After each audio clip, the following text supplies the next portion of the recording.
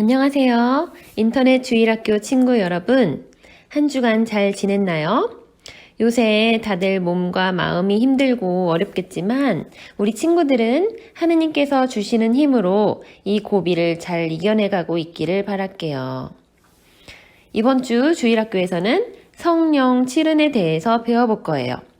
시작하기 전에 우리 시작 기도부터 바치고 배우도록 할게요. 성부와 성자와 성령의 이름으로 아멘. 사랑이신 주님, 우리 인터넷 주일학교 친구들을 한자리에 모아주셔서 감사드립니다. 저희가 이 시간을 통해 하느님을 더 잘 알고 하느님을 더 사랑하게 도와주세요. 특히 이 기도 중에 전 세계에 고통받는 사람들을 기억하오니 그들에게 하느님의 위로와 힘을 전해주시기를 빕니다. 아멘. 성부와 성자와 성령의 이름으로 아멘. 자, 이번 주가 무슨 주일인지 아는 친구들 있나요? 네, 미사 시간에 들었다시피 이번 주일은 지극히 거룩하신 삼위일체 대축일이에요. 키워드는 삼위일체이지요. 즉, 성부, 성자, 성령께서 위격은 세 개이지만 본질은 하나이다. 이런 의미예요. 성부인 하느님, 성자인 예수님께서는 일치와 사랑이신 성령으로 인해서 하나가 되셨어요. 그것처럼 우리가 성령을 가까이 하면 많은 사랑과 은총을 받겠죠. 한편 이번 주일은 교회 전례력에서 연중식이에요. 지난주 선생님이 성령 강림 대축일을 끝으로 부활시기가 끝났다고 했죠. 그래서 성령 강림 대축일 바로 다음 월요일부터 연중 시기가 시작된 거예요. 연중 시기는 성령께서 우리 안에서 활발히 활동하시는 시기이기 때문에 우리는 더더욱 성령님께 마음을 활짝 열고 말씀을 가까이 하고 기도도 열심히 하면서 성령의 은총을 청해야겠어요. 자, 그러면 성령의 은총에는 어떤 게 있을까요? 성경에 성령의 은총을 설명하는 부분이 여러 군데가 있는데 우선 선생님이 이사야서 11장 2절을 한번 읽어볼게요. 야훼의 영이 그 위에 내린다. 지혜와 슬기를 주는 영, 경륜과 용기를 주는 영, 야훼를 알게 하고 그를 두려워하게 하는 영이 내린다. 그리고 또 고린토일서 제12장 8절부터 11절도 읽어볼게요. 어떤 사람은 성령에게서 지혜의 말씀을 받았고 어떤 사람은 같은 성령에게서 지식의 말씀을 받았으며 어떤 사람은 같은 성령에게서 믿음을 받았고 어떤 사람은 같은 성령에게서 병 고치는 능력을 선물로 받았습니다.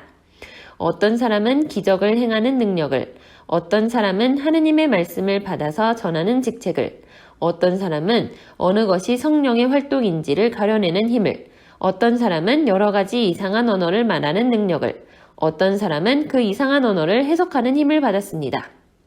이 모든 것은 같은 성령께서 하시는 일입니다. 성령께서는 이렇게 당신이 원하시는 대로 각 사람에게 각각 다른 은총의 선물을 나누어 주십니다. 이렇게 쓰여 있어요. 이 많은 은총을 요약해서 7가지로 정리한 것이 바로 성령 칠은이에요.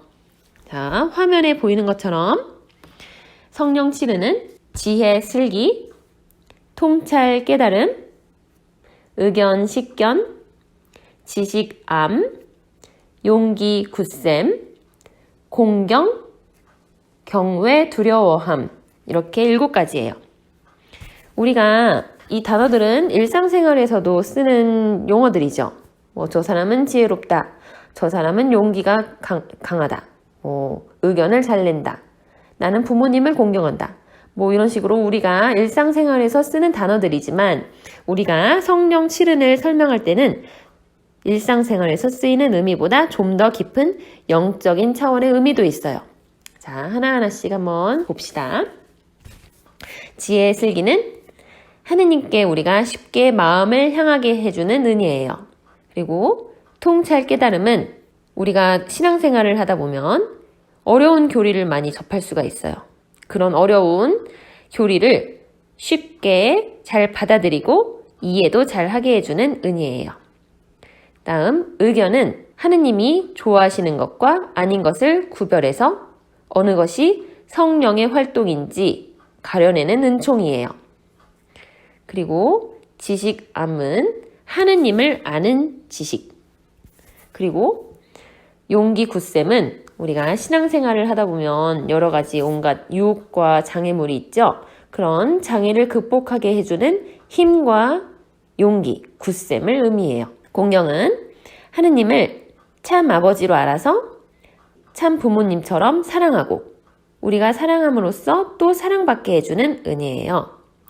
그 다음에 경외, 두려워함은 하느님을 아주 멀리 있는 사람처럼 무서워하고 그 앞에서 떨게 만드는 그런 게 아니라 하느님을 사랑하되 하느님 앞에서 겸손한 자세를 취하게 도와주는 은혜예요. 그러면 우리가 이 많은 은총을 잘 받으려면 어떻게 해야 될까요? 그 정답은 성경에 아주 친절하게 나와 있어요. 선생님이 사도행전 2장 38절을 읽어볼게요. 베드로가 이렇게 대답하였다. 회개하시오. 그리고 여러분은 한 사람도 빠짐없이 예수 그리스도의 이름으로 세례를 받고 여러분의 죄를 용서받으시오. 그리하면 성령을 선물로 받게 될 것입니다. 자, 여기에 세 가지가 나오죠? 바로 회개, 세례, 그리고 죄를 용서받음. 이렇게 세 가지가 있어요. 이 회개는 또 세 가지 요소가 있어요. 첫 번째는 자기가 지은 죄를 인정하는 거예요. 지은 죄를 인정하고 두 번째는 반성하는 거. 아, 내가 이런 죄를 지었는데 왜 그랬을까? 세 번째는 다시는 그 죄를 짓지 않겠다는 결심이에요. 결심. 죄를 인정하고 그것을 반성하고 그것을 다시 짓지 않겠다는 결심. 자, 회개 다음이 두 번째가 세례지요. 자, 우리 친구들 세례 다 받았나요? 세례를 받는다는 것은 우리가 교회의 가족으로 새로 태어난다는 것을 의미해요. 세례를 받음으로써 우리는 성령의 옷을 입게 되는데 이때 성령께서 처음으로 은총을 내려주시고 그리고 나중에 우리의 지식과 지성과 의지가 더 자랐을 때 견진성사를 받는데 이 견진성사를 통해서 성령께서는 더 풍성한 은혜를 확고하게 내려주세요. 자, 회개, 세례의 다음이 바로 죄 용서예요. 죄를 용서받으려면 어떻게 해야 되지요? 우리 천주교회는 아주 확실하고 효과적인 약이 있어요. 죄를 용서받기 위한. 그게 바로 고해성사예요. 고해성사. 고해성사는 우리가 지은 죄를 고해실로 가져와서 고해실에서 우리를 용서하시려고 앉아 계신 예수님께 죄를 고백하고 그에 맞는 보속을 함으로써 죄를 용서받고 우리 영혼이 죄로 인해서 아픈 곳이 있으면 그곳을 낫게 해주는 것이에요. 자, 그러면 여기서 선생님이 우리한테 회개와 관련해서 아주 좋은 모범을 보여주는 두 사람을 소개할게요. 이름만 들어도 다 아는 그 유명한 베드로 사도와 바오로 사도예요. 자, 화면에 베드로 사도 보이나요? 이 조각상은 바티칸에 있는 베드로 성전 앞에 있는 석상이에요. 그런데 손에 열쇠를 가지고 있죠. 이 열쇠는 하늘나라의 열쇠예요.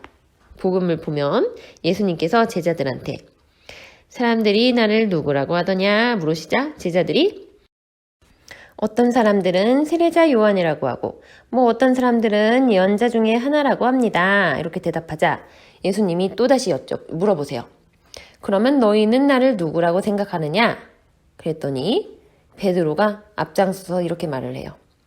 선생님은 살아계신 하느님의 아들 그리스도이십니다. 이렇게 얘기를 하자 예수님이 감탄을 하시면서 잘 들어라. 너는 베드로이다. 나는 너에게 하늘나라의 열쇠를 주겠다.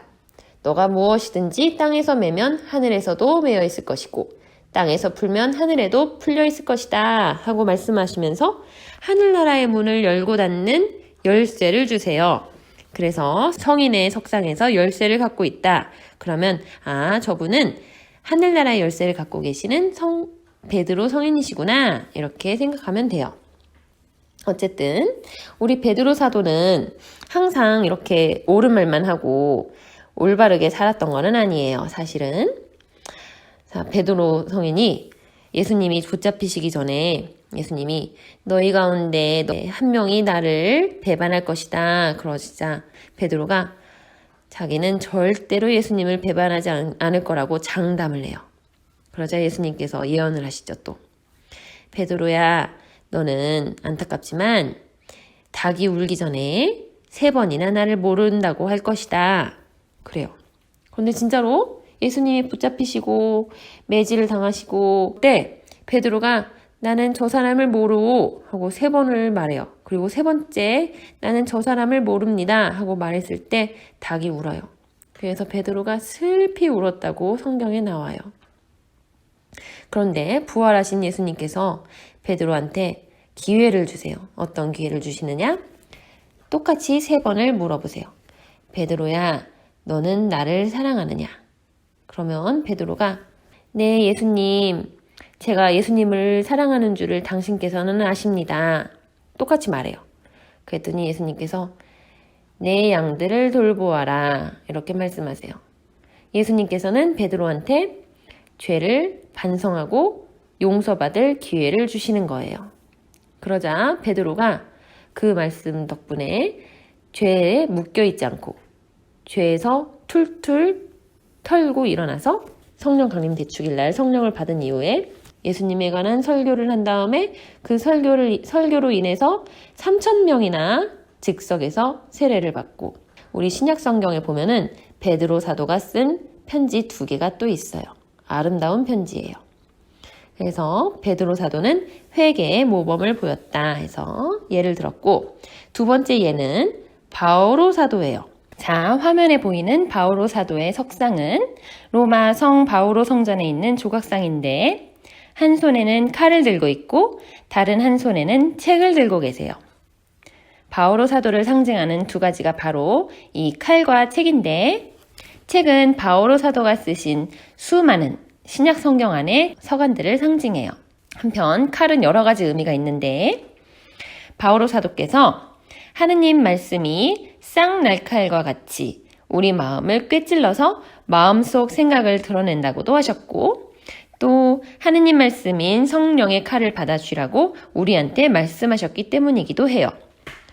또 바오로 사도는 일생에서 선교 여행을 다니면서 무수한 고비와 역경을 이겨내셨는데 그렇게 전투하듯이 선교하셨던 삶을 칼이 표현하기도 해요. 이렇게 훌륭한 삶을 살았던 바오로 사도가 늘 주님을 따르는 올바른 삶을 살았던 건 아니에요. 바오로 사도는 원래 교육을 잘 받은 유대인으로서 그리스도인들을 박해하러 다니던 유다인이었어요. 그리고 원래 이름은 사울이었고요.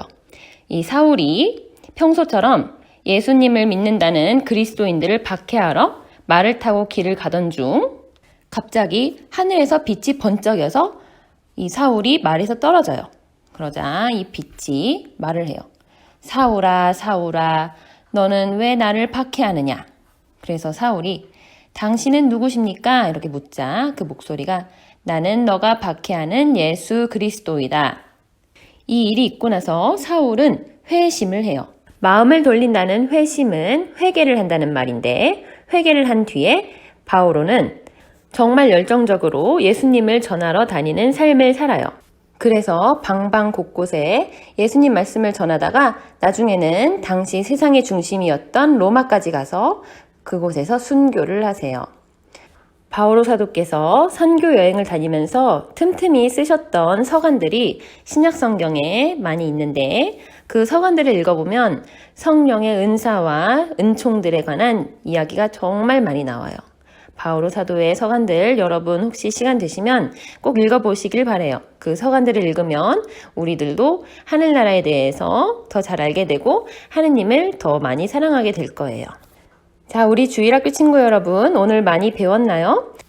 선생님은 오늘 주일학교를 하면서 성령의 은총에 많이 감사하게 되고 베드로 사도와 바오로 사도의 예를 보면서 선생님 신앙생활에 더 용기를 얻게 되었어요. 우리 주일학교 친구 여러분도 같은 마음을 가졌으면 좋겠어요. 자, 그러면 지금까지 성령 7은에 대해서 알아보았고, 다음 주에는 성령의 9가지 열매에 대해서 더 구체적으로 알아보도록 할게요. 자, 그러면 우리 마친 기도로는 영광송을 바칠게요. 영광이 성부와 성자와 성령께 처음과 같이 이제와 항상 영원히 아멘. 성부와 성자와 성령의 이름으로 아멘. 같이 공부해줘서 고맙고 다음 주에 만나요. 안녕.